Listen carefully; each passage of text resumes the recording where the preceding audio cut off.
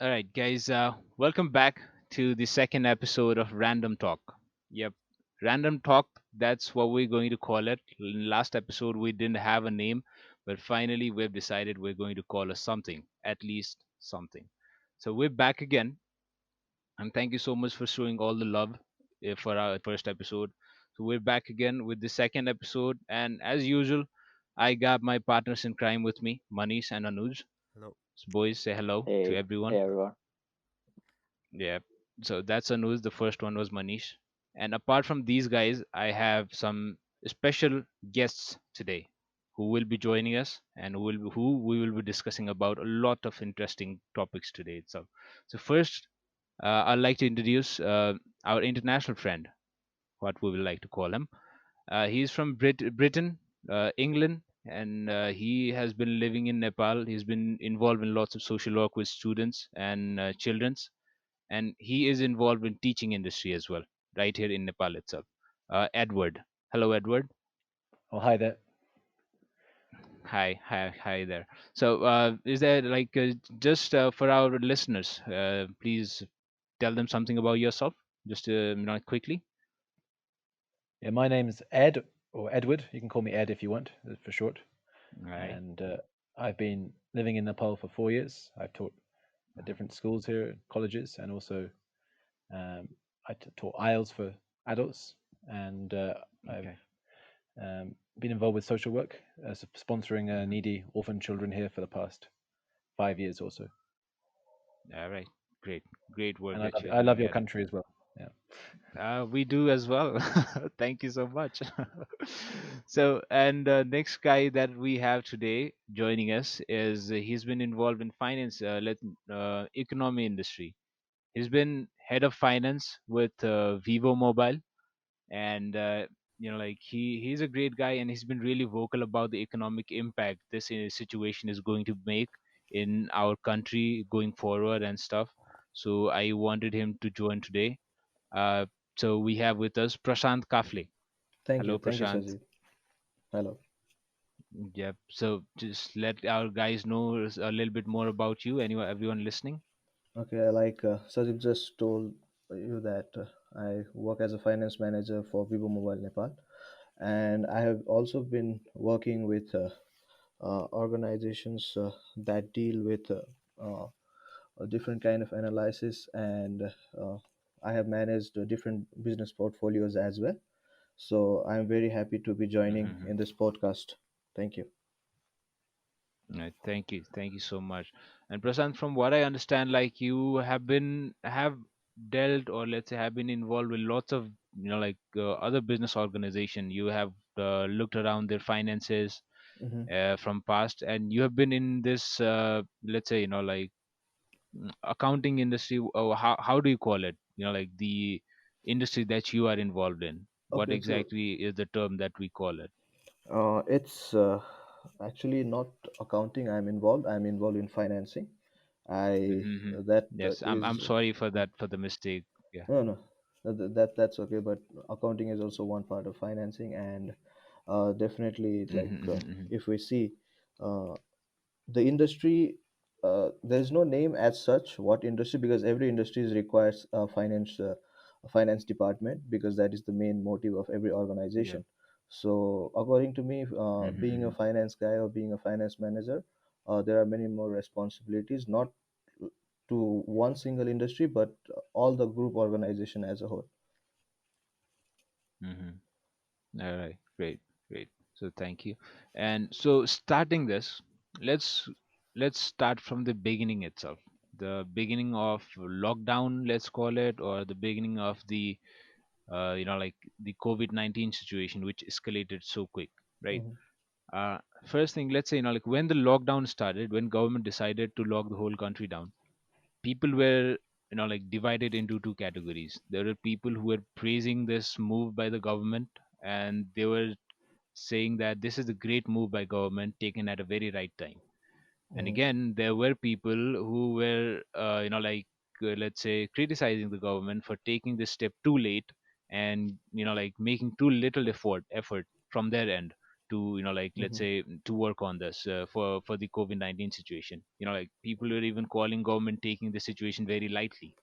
What do Hmm. you have to say about it, and where do you stand on this situation? Okay, so thank you for the question, Sajeev. Initially, when the lockdown was announced, right?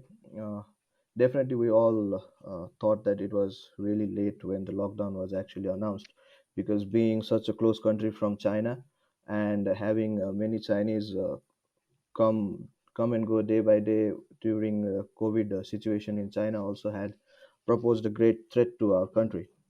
But as you said, that there are people who have encouraged this lockdown. There are people, yes, definitely, there are people who have discouraged this lockdown. Uh, for the people who are on a daily basis, right, on a wages basis, for them it's Hmm. really difficult to live their life if there is a lockdown that is for longer period.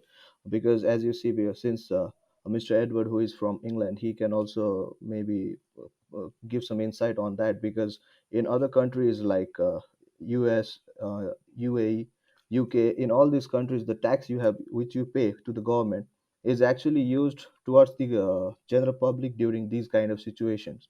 But for us, being still underdeveloped nation or still developing nation, government is not able to provide us that benefits, right? And there are many people who have been suffering from this, because we have heard news that people have been traveling from Solukhumbu to their villages uh, on their feet. And it's really heartwarming situation that is actually there, because we have been hearing that government have received so much of aids and so much of fundings towards this COVID-19, but we don't see it being utilized. And all our taxes that we have been paying is also not uh, being utilized towards the working group of people in this country. Yep, yep. And we definitely will come back to all those, like, you made a really valid point, Prashant. Like, Hmm. all these things that you have mentioned. We definitely will come back to all the, like, we'll definitely address each and every situation over there throughout the podcast, right? So, as per you, do you think, like, the lockdown was announced right at this, like, at the right time, or you think it could have been done sooner? Like, looking at the situation which is going on, like, uh, we don't have many people infected as compared to other nations. It's only around Hmm. 49 or 47 people are being infected till date, and 12 of them have been recovered. So I think lockdown was announced at the right time, but the measures that were Hmm. taken after the lockdowns, those should have been planned beforehand, before they had announced the Hmm. lockdown.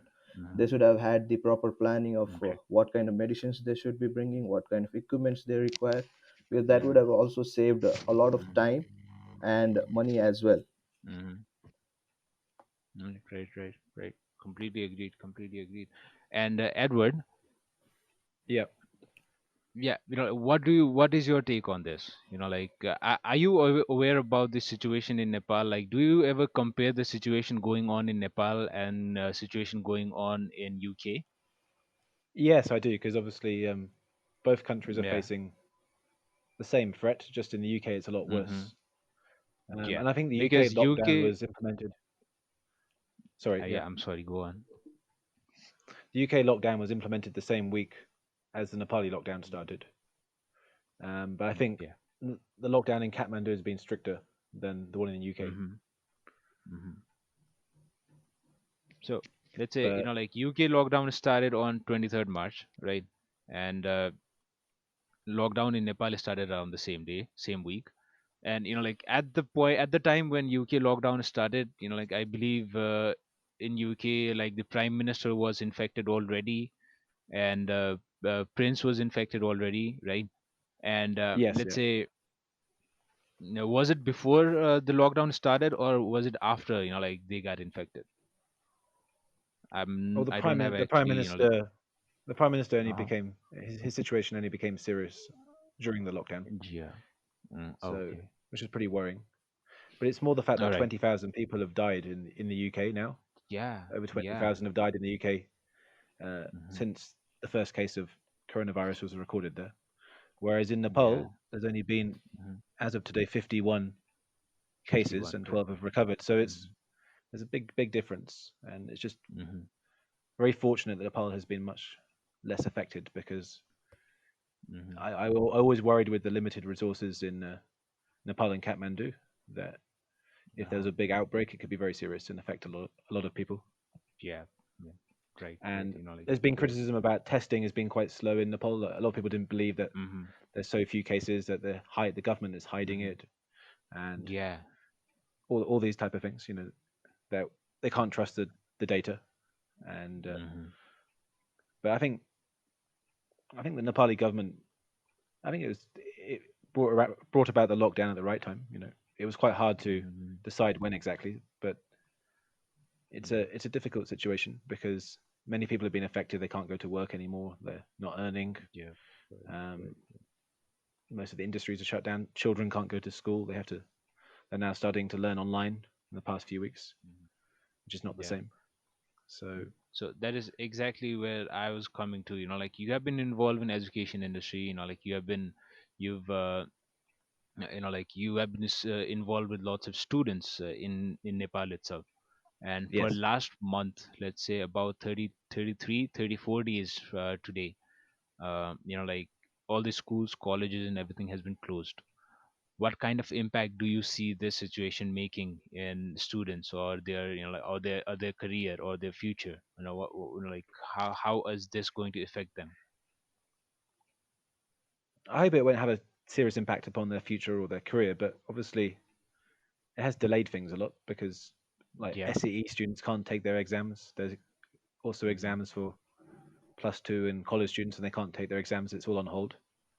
Hmm. Um, so that's worrying because they want to move on to the next chapter of their life, but they're still waiting for their final exams in the case of class Hmm. 10 students. And like I've taught some classes online since during this lockdown on Zoom, but it's it's not as effective as being in class, and I Yeah. think teachers are a little bit limited to what they can do. And obviously, a lot of people in Nepal don't have access to internet to take online classes. So for many students, probably Hmm. outside Kathmandu, where there's less Wi-Fi and internet, and in more Hmm. rural areas, I think that it's pretty limited because they can't have Yeah. any form of education. Mhm. So Actually, you just answered the next question that I actually had for you. I wanted to know, like like you have the mix of UK, and you have been in Nepal for so long. You know the situation and the condition that Nepal has as well. So I wanted to ask, let's say lots of international countries like UK, Australia, they have adapted the online, like education system now, and yes, there are, like in internationally there are lots of like courses or let's say academic process where even exams are taken online. Now, do you think there's any way, like that can be implemented in Nepal somehow? Maybe the exam section or the like educations, so that the students they don't need to, let's say, waste all these times just staying in home. At least they can learn something. Is there any way Nepalese government can come up with a plan or something, or let's say Nepalese education industry can come up with something, like to take exams online or to do something, like to utilize the technologies to make this time productive? I don't think exams can be done online because Hmm.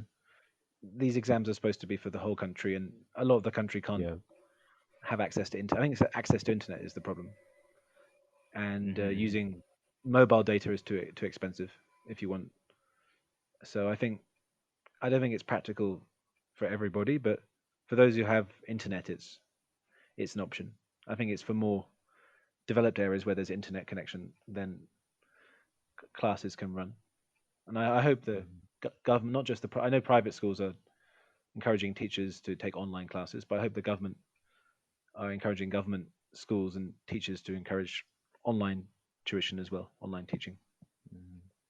But I think it's more of a temporary measure, really. I think it's more a matter of they're just Yeah. waiting to go back, waiting for the lockdown to end so they can return to the real classroom. Mhm. So, That is right. That is right. but Prashant, you got. I'm sorry, you're saying something, Ed. I caught you? Oh, that's all. Yeah. Yeah, yeah, Prashant. Mm-hmm. Yes.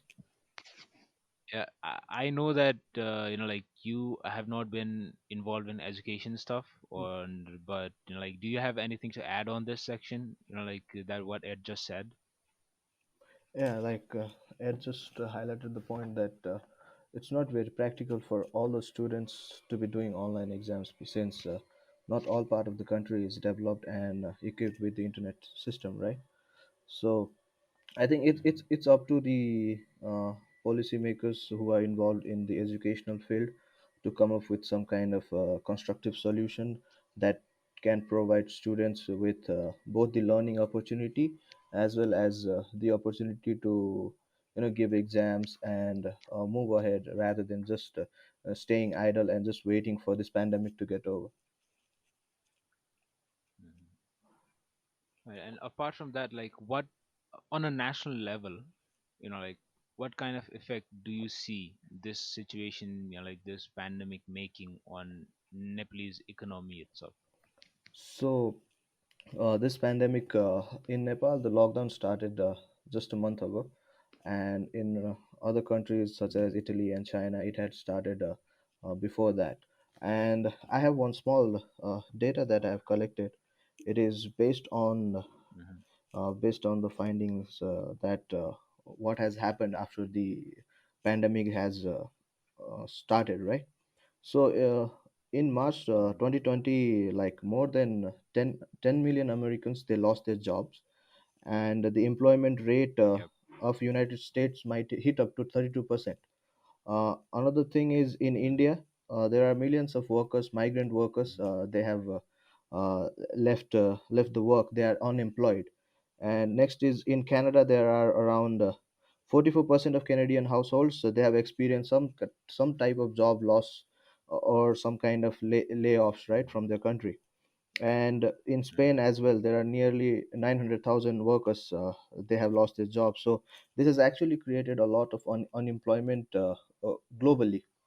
And talking about Nepal, there are many workers that have gone abroad for to earn for their family, and it can be predicted that so most of them they might lose their job, and they might have to come back to the country, right? So at the same time, we Right. have not. Because Mhm, I yeah, I was saying is I just read something online today itself. mhm, Like they're saying that about 300,000 people lost. Like people who had went for abroad. mhm. Like for employment, they lost their jobs, and they're Right, just waiting to come back to Nepal. right.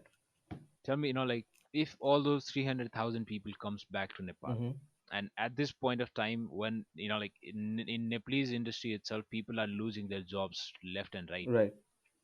Like hotels, restaurant Mhm, workers, like people involved in tourism industry, almost like 60 to 70% people involved in tourism industry either have lost their jobs right. or they are furloughed. Mhm, Like maybe they are not getting paid till the pandemic is over, till the time they resume the right, services. right. At this point of time, 300,000 people coming back, Mhm. right, and with no employment, and like what kind of effect does that make? So that's a very good question. As you can see, like more than 300,000 people are eagerly waiting, and I think by the time this pandemic is over, the number might increase even more. So definitely that will create a lot of Mhm. economic crisis in the country as well as unemployment, and that might give rise to other aspects of the nation, such as crime also. Because if people are unemployed, they don't have money to feed their family. Maybe the crime rates might as well increase. But according to me, if the government and the policymakers they are far-sighted, and if they can utilize this situation, because with every situation there are weaknesses and there are opportunities as well.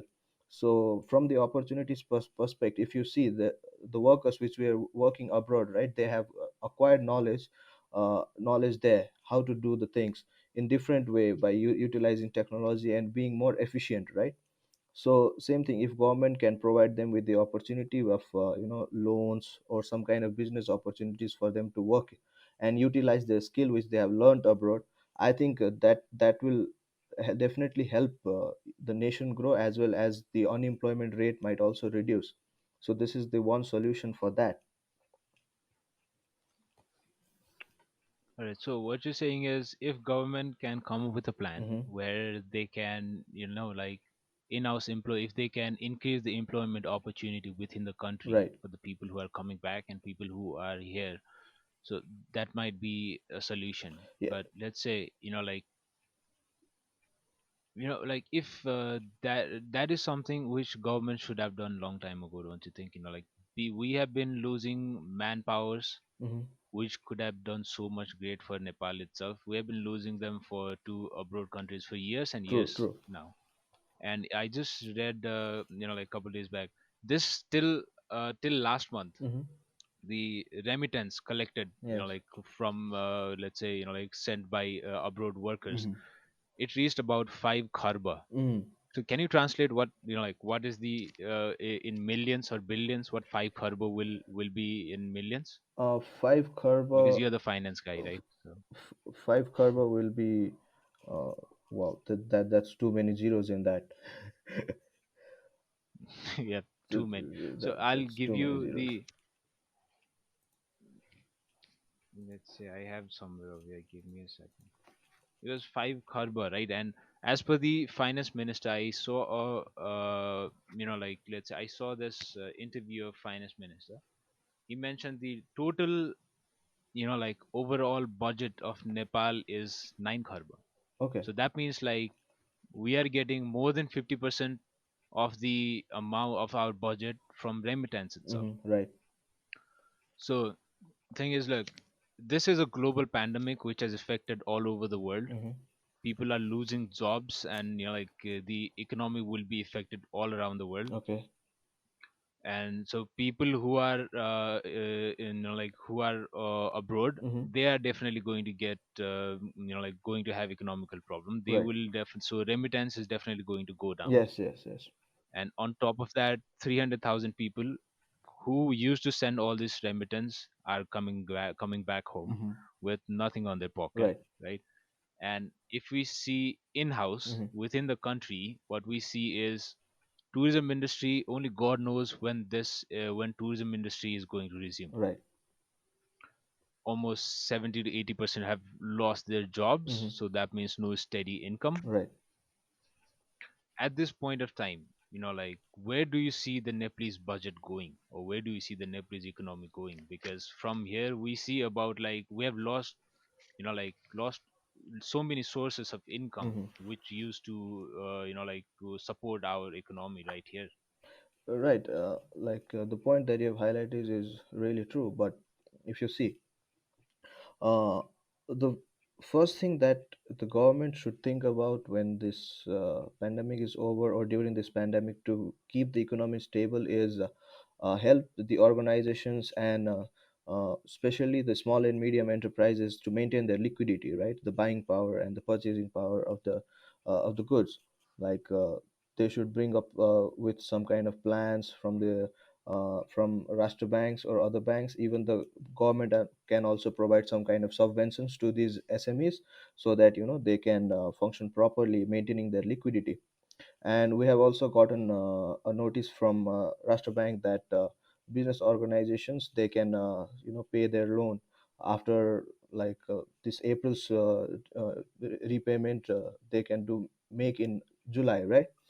So this kind of moratorium also have been provided by banks, but I don't think this will be enough to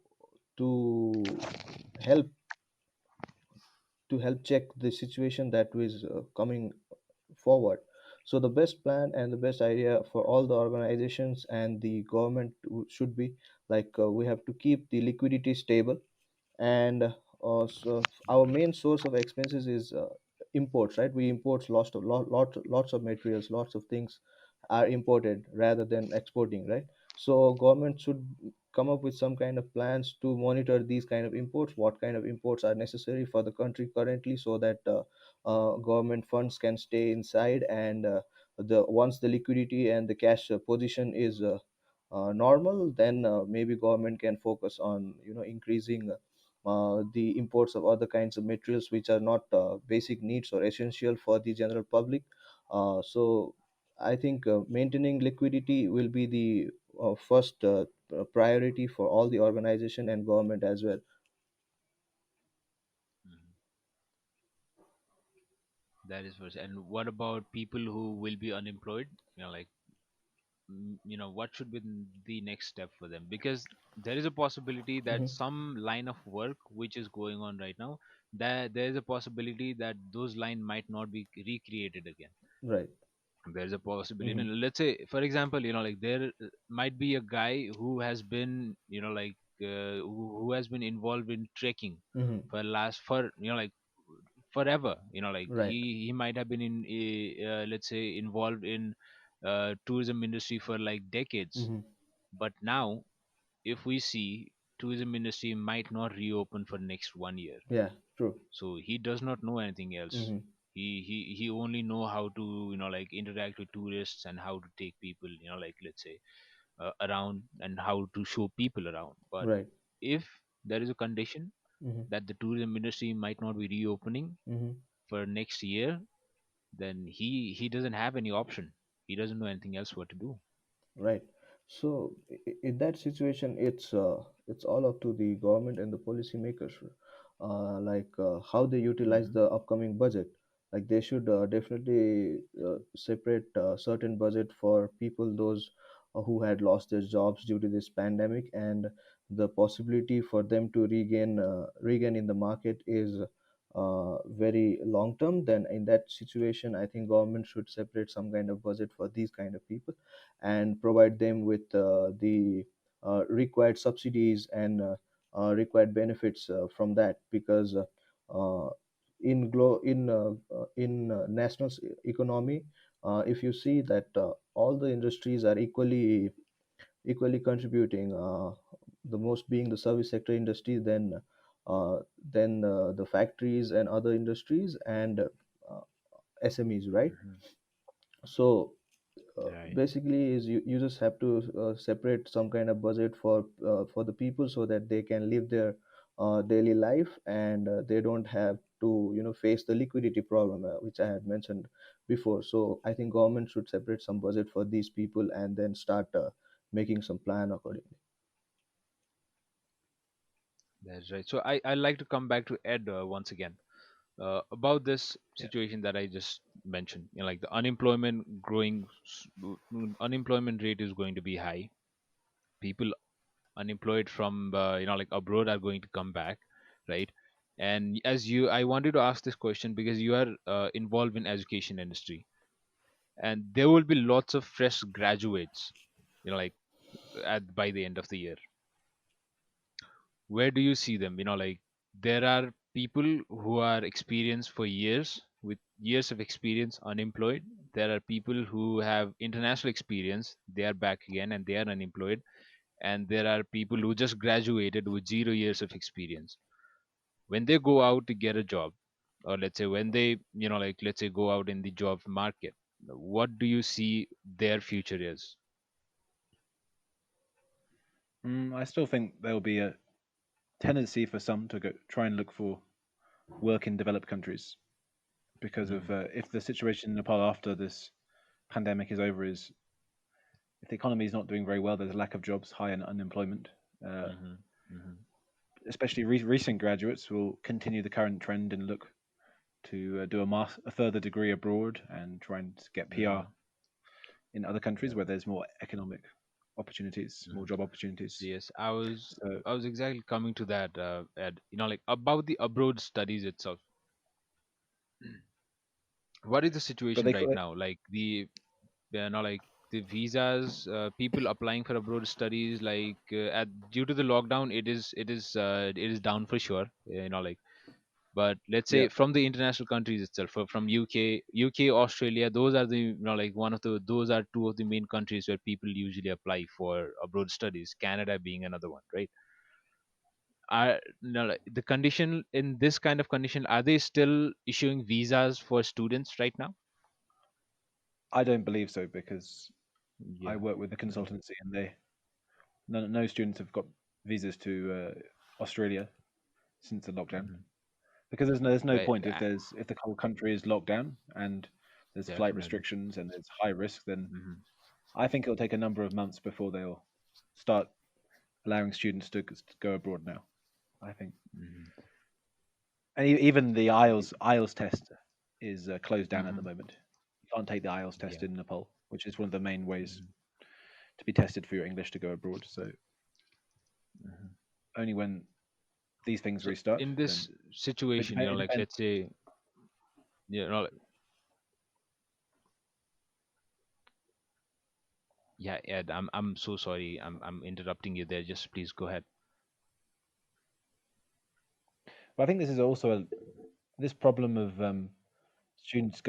people going abroad is a problem before this pandemic, which the government needs to address. Is they also call it brain drain, where all the skills and talent is draining out of Nepal, and there's not enough skilled workers in Nepal. And Hmm. this problem will be an issue that the government has to deal with even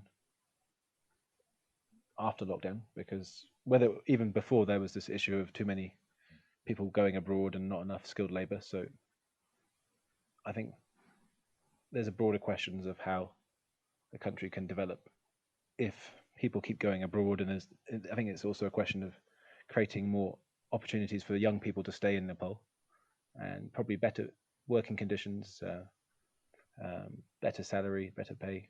But because these are the common reasons why people leave is they don't get paid well. They graduate with a degree in Yeah. Nepal, but they spend a lot of money but don't get enough for their all their effort. So I think it's not just about the impact of lockdown, but I think like brain drain, which is basically existed before. So I think it's an ongoing problem. Hmm. But it's a Yeah. challenge for the Nepal government to Hmm. incentivize people to stay here rather than That leave is right.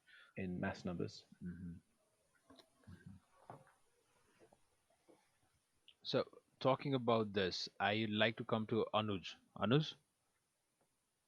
Yeah, bro. Yeah. Yeah. So as just now, as you see, we were talking about, like Prashant was say, and like had something to say about unemployment rate, which will be growing in house within the country, Mhm. and the people who will be coming back from abroad, like Mhm. with no employments. And I was talking to Edward about, like all the students who will be applying for who who definitely would have applied for abroad studies. Mhm. Let's say you being in abroad, right? You have been out of the country for about 2 years, Yeah, bro. right? And let me know, like what do you think? Let's say at this point of time, during the pandemic going on, you are in Australia, Mhm. right? And like what the situation is, and what have, let's say, government of Nepal or government of Australia have done to students over there who came from abroad. Okay. First thing is like everything is like closed. All the like Mhm. restaurants, like a lot of students who work who are from Nepal. They work here as a like a like a in a kitchen as a chef, as a cook, or even in a kitchen hand, or like in a cleaning. Everything is closed, so they don't have employee like work. Like only the essential shops are open. Only the essential parts like nursing, aged care, they are open. Otherwise, like everything is closed, so they don't have work. So it's a little bit hard to pay the rent and everything. So what they are doing is they're just paying by their backup. Uh, and as per the government, as per the prime minister here, they don't want to help us. Like not in the way like they are trying to, but it's really hard for them as well because they have to think about their civilians first, their people first. They have to help them, so they are trying to help the people, the locals here first. Like they are giving like around 700 or $750 as a job seeker. And Like they what the prime minister is saying is like for the students who don't have backups, who can go back to their home, they can go back to their home. So like it's a little bit struggling phase here. It's just struggling for the students here now, for the international students. Right. So that is very obvious, होइन Yeah. र like हुन्छ नि, in case नेपालकै केसमा पनि if something bad really happens, Uh-huh. हुन्छ नि, first thing government is going to do is take care of their own citizens Yeah. instead of, हुन्छ नि, Yeah. if anyone like foreign, let's say if we keep Edward in a Uh-huh. situation, and if government has to do, they will definitely take care of their own citizens Yeah. before taking care. Sure. Don't you think, Edward? Like, do you agree with this? I agree, but I think it's also Yeah. Scott Morrison, the Prime Minister of Uh-huh. Australia, faced a lot of Mm-hmm. criticism Yeah. about his Mm-hmm. handling of foreign students because the Nepali students contribute a lot to the economy of Uh-huh. Australia, That is right. and migrant workers contribute to a lot to the economy of Australia to keep it running, and so do Mm-hmm. migrant workers in the UK. So pretty much saying, oh, if you can't afford to stay here because Mm-hmm. of the lockdown, go back. I think that's Yeah. kind of a bit of a Uh-huh. kick in the face. It's kind of, Mm-hmm. especially since a lot of the Nepali students are paying very substantial fees to study in Australia, which benefits That the is correct. education industry in Australia. So I think it's quite disingenuous and frankly ignorant from Yeah.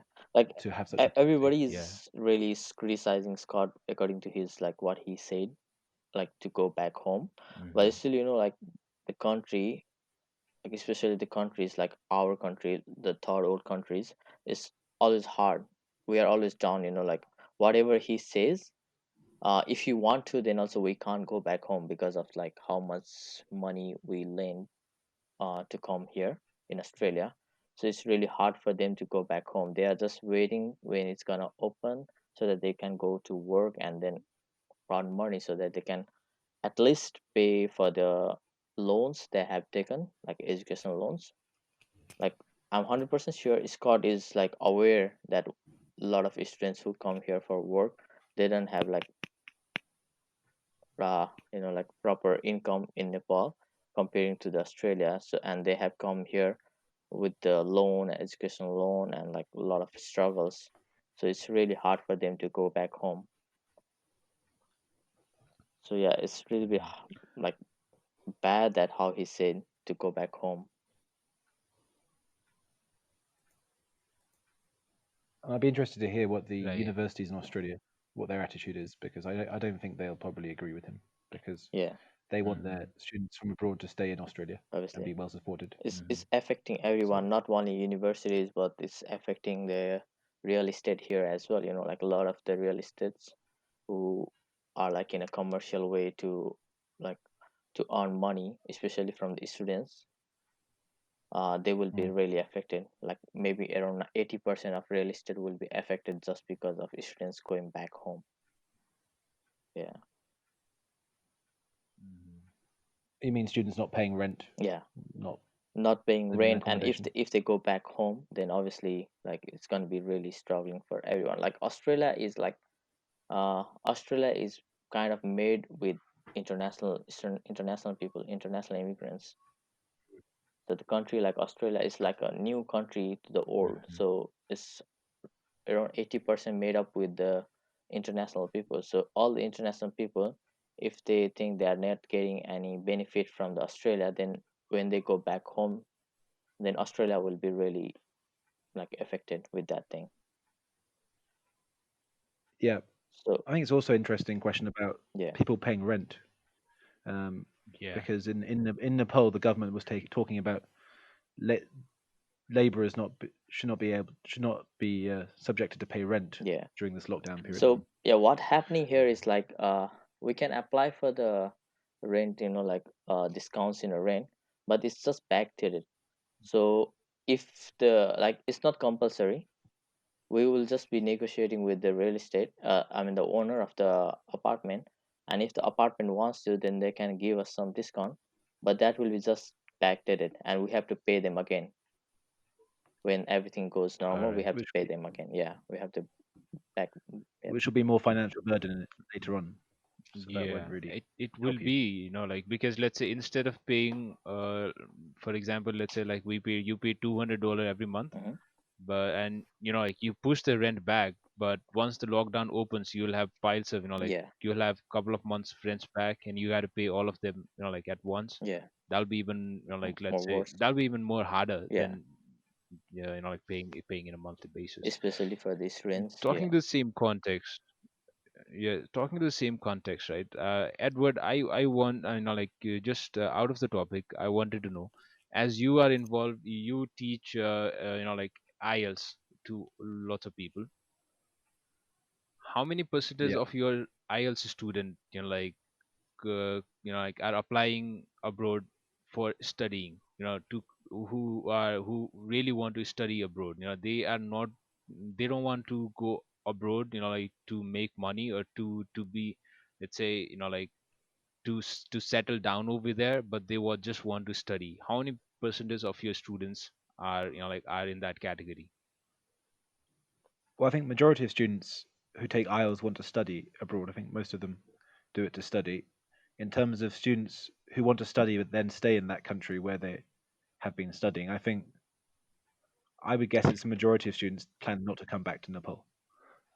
Because I once did I asked students to put their hands up, honestly, if they do not plan to return to Nepal after the completion of their studies. And I think Uh-huh. over 50% put up their hands to say they plan to stay if possible, if they get a good opportunity in that Hmm. country. So I think Yeah, yeah. majority of students will want to not only study abroad, but if they get a better opportunity, Mhm. they will stay in that country as well. They'll like to stay there instead. How about you, Anuj? If you get a good working opportunity in Australia, would you stay in Australia? yeah. Like I said in our last episode as well. Um, yeah. For the instant, I'm like new here in this Australia, so obviously I miss my country. So I might say like I might come back home when like my wife finished the studies or after some years when I get more experience. But like the way how we are sitting here, how we are like experiencing everything here and comparing to Nepal, it's a little bit hard to say. It's a little bit hard to promise that we will be coming back. I'll if there is any opportunity, I would love to stay here more than like in Nepal. Like I would love to come there and travel more than just staying for my whole life. Yeah, Mhm. you gonna I think we did discussed about yeah. this in our last podcast as well. Uh-huh. Yeah, we did. Mm, Yeah. but and talking about this, I want to come back to Prashant. Yes. Let's say, Prashant, Mm-hmm. yeah. So, like people, let's say, students who are going for abroad studies. Mm-hmm. Let's say we will, especially, let's take an example of people going to Australia for abroad studies, Right. right? They spend enormous amount of money to go there, Mm-hmm. right? Like it can be somewhere around like $50,000. Yeah. That is for sure, which they spend, like including the college fees, the Mm-hmm. rent that they will be doing, like that they will pay, and all the processing fees and everything. Right. They like that is like 50,000 Nepalese, 50, like $50,000 in Nepalese rupees going out of the country, Mm-hmm. and that affects the Nepalese economy for sure, right? Right. Right. And again, when they go out there, like they study for sure, but they do all these jobs, all these odd jobs, and they send back money again that, supports the Nepalese economy again, right? Mm-hmm. That definitely helps, like all the remittance which are being collected. Mm-hmm. So on your point of view, like people going for abroad studies, and like Edward said, like majority of them plan to stay there, and like let's say plan to get settled over there. Right. What kind of impact, like uh, I'm asking you, like from economical point of view, Mm-hmm. what kind of impact does that make? Let's say, like brain drain, you call them, like let's say all the manpowers which can be utilized so good in Nepal Mm-hmm. going outside, but they are still earning for Nepalese economy. Mm-hmm. So what is your take on that one? So, like, first of all the students that are in Australia and who are working, I think during their period of studies, I don't think they will be able to send money, any money to back to nation, because they have to fulfill the essentials requirements in Australia itself, like their rent, their food, and other things like college fees and everything. But once they have completed the studies and they have gotten into a good job where they are being paid, let's say $25,000 a year or more than that. So in such cases, yes, definitely the money which they send back to the nation will be the part of the global economy, but the benefit of that will be for only for the individual or the family that is receiving the money. Because uh, uh, if you see for the money that has been that has been sent from abroad to Nepal, I don't think there is any proper mechanism to trace that how much has been actually sent from abroad. And I don't think hmm, there is like a proper accounting for that, so that the government can actually say that this much money has been come to the nation, and this much tax or revenue has been collected that has gone towards the government fund. We only see it as a bulk. And there are also cases where different mediums are used to send money, which the government cannot see, or even only the individual sending or receiving the money only knows. So it's like it's a money that is actually helping uplift the living standard of the people or an individual, but not a nation as a whole. Hmm. I know. Right. So Agree. what I mean to say is, like, if Oh, if Tico. if I'm in Australia, I send, let's say, 3 lakhs to the Hmm. family back to my nation, right, back to Nepal. So, like, the money Hmm. comes either from there are many remittance organizations sending money. So there is a small nominal charge they charge for that, and that goes to the individual, and that charge is taken by the remittance company, and on that they pay some kind of taxes to the government. But I think if government actually wants to take the benefit of the remittance that is coming to Nepal from abroad, I think they should start monitoring it more strictly, and coming up with some beneficial plans and strategies, so that those that money can be utilized in a global economy, in national economy as a whole, but not only for an individual's family or a small group of people. Hmm. Right, So right. you're saying it So should I be just taxed? got the. No, I'm not Yeah, saying yeah, yeah. it should be Go ahead. taxed. I'm saying that it should be monitored by the government, so that government can take the direct benefit from the remittance that has been coming from abroad. Like, rather than giving it to different agencies and people, like, and working only in charges, I think government can actually take it under themselves. Because if government wants to increase their revenue, government has to be monitoring all the economic or financial transaction that is happening in the nation. So I think this is one of the medium for that.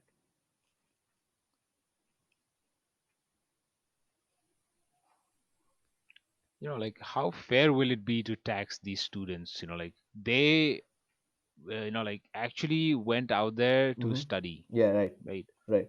And most of these students are, let's say, working illegally. Right. They, like some of them might not even are not even allowed to work there. Hmm. Like they are just allowed to work nominal hours, Hmm. but instead, like they are working more than they are allowed to, Right. just to make the earning, Hmm. right? So, like how fair, or let's say how possible will it be to tax these income? So it's like this. For students who are still studying, I'm not talking about students who are still studying, because for students who are still studying, sending money back home is actually very difficult until and unless they finish their job and start working based on the qualification that they have gotten.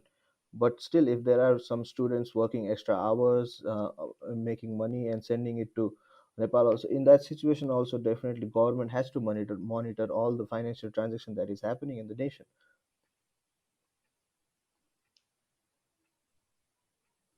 Hmm. So your point is, like, instead of, let's say, भनौँ न मान्छेहरूले अहिले हाम्रो अब जस्तै western union use गर्छन् होइन, Mm-hmm. EMI use गर्छन्, Mm-mm. इएमआई कि आइएमई आइएमई युज गर्छन् I mean, पैसा पठाउनलाई. अनि mm-hmm. So yo companyहरूले they charge certain amount, for the Mm, पैसा जति बढायो त्यसबाट certain amount तिनीहरूले charge गर्छ. So you're saying is instead of these organizations charging, mm-hmm. there might be a government organization or maybe a government body which can do this instead. Right. There might be a government Is that body, correct? and right. Let's say some remittance company, they collect certain charge which is 100 rupees, and 25% of that, after deducting all the expenses, goes to the government. But what if government brings takes all the charge which is 100%? The economy is improved. So That is, mhm. Yeah, and I also just got the exact number mhm, of the remittance which has entered the Nepal till last month, mhm. and it is up by Don't, 24% as yeah, per right. the Mm. statistics, right? So total is 5 kharba, 92 arba, and 42 crores. Can you put that in numbers? 5 kharba. I think it should be around some 50 billion or so. Right. 92 arba, which is 92 somewhere in millions. In billions, not millions. All It's right. it's in So billions. that's a huge amount of Right. money Mm.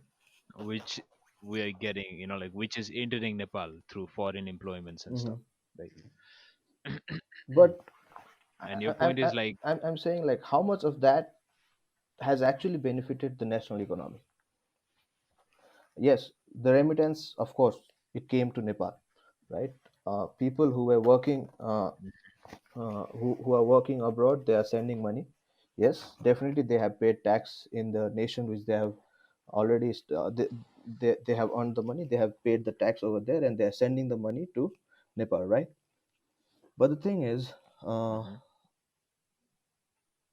until and unless government, finds some ways to capitalize on the amount that has been sent from abroad, those numbers are, like, just in numbers, according to me, because uh, that is the total amount of money that has come into the nation. But how much is the total profit that we have gotten from that? We don't know the exact amount, or the exact mhm, figure.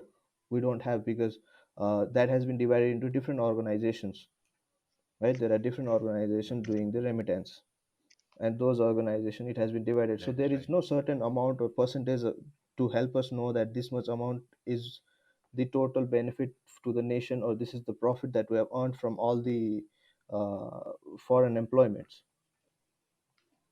Hmm. Right, right, right. You got a point there. Yeah, I agree with you. So, next thing, let's say going back to the, no, not going back. Let's say for one thing I just read, let's say this, the organizations like FNCCI, CCNI, Hmm. Hmm. like all these industrialist people, where, like the group of industrialists, Right. FNCCI, CNI, and CCI, right? Hmm. The Nepali Chamber of Commerce and Industry, Right. Right. Confederation of Nepalese Industry, Hmm. and Nepal Chamber of Nepal Commerce. general, yes. These three bodies have requested government, Hmm. uh, to, like let's say they have requested government to, like to help them with at least 50% of the payment that they make to their employees. Employees. Let's say as a grant, Hmm. they have requested government to provide 50% of the money that they need to pay to their workers Hmm. as a grant. So how, like in a context of Nepal, for a country like Nepal, Hmm. how feasible will it be? Uh, like, have they asked government for the subsidies, or they have requested government that they approve this much payment from them to the employees? They requested government for this as a grant. So I believe they are asking, like for, let's say, like the companies will pay their workers and maybe government can pay them back the Mm, 50% of that back mm, as a grant or something. yeah. So Mhm. for Because what I see, like when I saw this, I went through some other stuff, like let's say around the world. And around the world, like in lots of countries, this is happening. Right, right. Let's say in UK itself, like UK has let's say they have announced that they will be providing 75% Right. to the companies. They will reimburse the 75% of the amount that they pay to their Mm-hmm. employees. The UK have done that. Norway, like promised they will reimburse Right. complete 100% of the payment that they make to their Mm-hmm. employees. Mm-hmm. And France, they have also promised about 80 to 90%. Right. So thing is, like usually countries are doing this Mm-hmm. because so that people don't go unemployed. Mm-hmm. Like I in the same context, I even read somewhere, like one of the economists called the economy being a jigsaw puzzle, Okay. right? They call it a jigsaw puzzle, Mm-hmm. and make sure that like let's say once the economy is set, they'll like it will stay as it is. Apart from the minor changes for the improvements, Mm-hmm. rest of this thing will stay as it is. Right. And when the like when economy completely shuts down, when people don't get paid, the jigsaw puzzle, it collapses. Mm-hmm. So it is like almost impossible to recreate it like as it was. Or let's say it will be like it will take like it will take enormous amount of time to recreate the puzzle once Mm-hmm. again. So to make sure that the economy doesn't collapse, government are keeping their employees pay, let's say the workers of that country paid, Mm-hmm. so that they can still contribute to the economy again. Right. So just to keep the circle like going around, Mm-hmm. like international governments in international countries are doing Right. this. So, but how feasible it is in context of Nepal? Uh, so in context of Nepal, I don't think it is actually a good idea to compare Nepal with nations like Canada, UK, or other countries Correct, which are correct. Hmm. which are developed, right? They have been developed nations from decades, not just few years back, but Hmm. from decades, and they definitely have some reserve surplus funds in their accounts in the government. But if you see in Nepal, Hmm. right, the government is still at deficit. Uh, there are many outstanding loans uh, to Nepal, and there is a chance that GDP will also reduced because of this pandemic. So Hmm. government, if they decide to provide uh, subventions to the employees, saying that okay, Hmm. uh, the organization pays 50% and rest of the 50% government pays. In that situation, what will happen is the Hmm. outstanding loans that a nation has will increase, because Hmm. government, I don't think Nepal has the enough surplus amount to provide to the employees uh, as a subventions or as subsidies. So I think providing 50% of that is not feasible, but I think government can come up with some certain plans and give certain percentage back to the employees. But I think 50%, paying the entire 50% will be very difficult for the government.